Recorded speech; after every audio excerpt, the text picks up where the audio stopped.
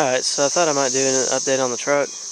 I took it into the shop at the school and we checked the brakes, and the pads are pretty worn down. They do need to be replaced, and the rotors aren't in very good shape. They may look pretty good from the front. Well, actually, no, they don't look that good anyway. But they're pretty scored up, pretty bad. I guess somebody didn't change the back brakes, or the ones on the back of the rotor. This side is the side that we checked. It doesn't look as bad on the front, but if you look at the back of it, it's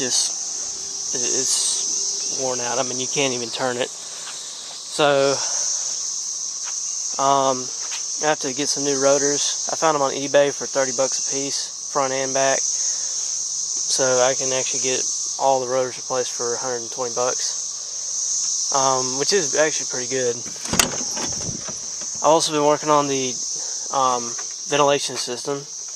I actually got it to blow out the vent finally, and this was the problem.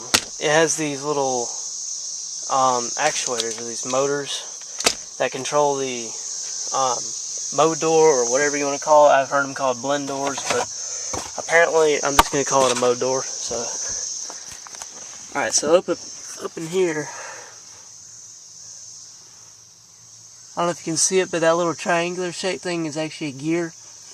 And when you flip that gear, it changes it from defrost to vent.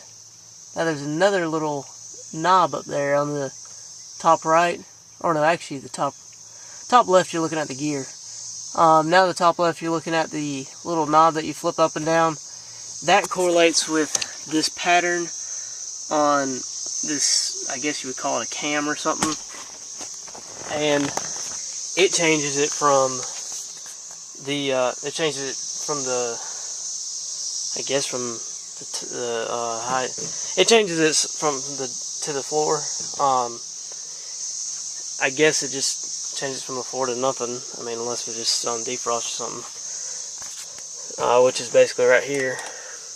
So, I found out this board is okay. Everything's fine on there. Somebody wanted to charge me 45 bucks for a used one, but no, I don't think so. Still need to get the little switch assembly for the door panel and the tailgate assembly, which apparently it comes out by 3 bolts on the back, the handle assembly. And right now I just have to open it with these two things. This one's been outward because apparently got hit by something right here. And yeah, this is all just kind of rusted up, so it kind of needs to be replaced anyway. And I found somebody on Craigslist got an 03 Silverado. It doesn't have extended cab, but it probably should be able to cover a good bit of my parts. Hopefully it has power locks and power windows, so I can get that switch assembly over there. But yeah, I mean, it'll blow out the vents now.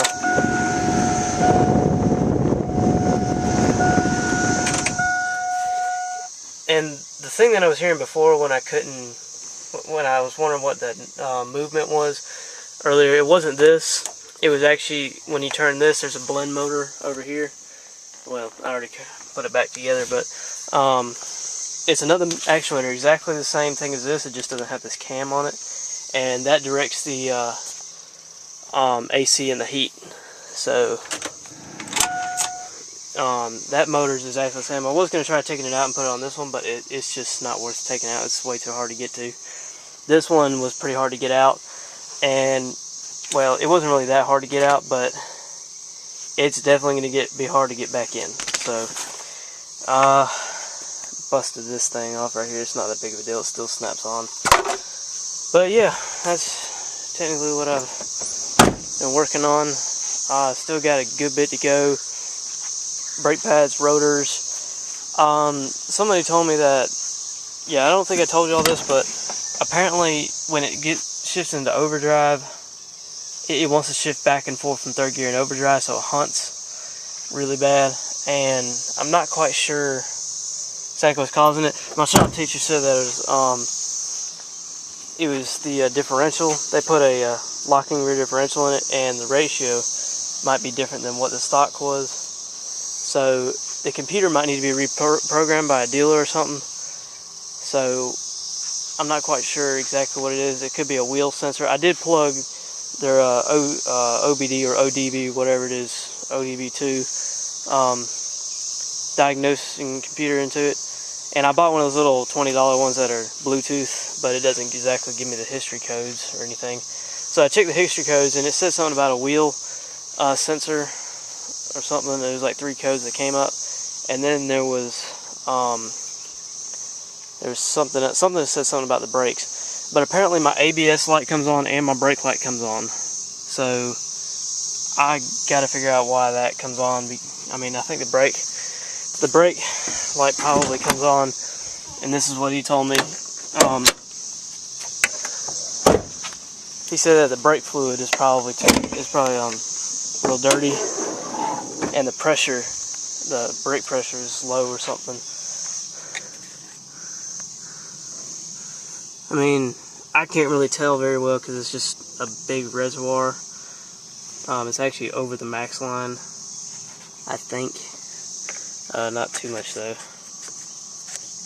But I don't know, I'm probably gonna drain it all out and bleed all the brakes, and then fill it up with fresh brake fluid and put new brake pads and rotors on it and see what it does. But until then, that's that. I also put some new battery terminals on there, but then I found out I don't really even need these because I'm actually supposed to have a side post battery, so the posts are actually supposed to be on the side of the battery. So somebody tried to modify, I guess this right here is stripped out or something, and they try to mess around with it, but I just put it back the way it was, the way they had it. I do need a new battery. This battery is pretty old.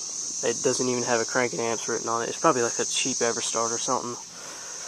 But yeah, that obviously is supposed to go into a side terminal battery. So yeah.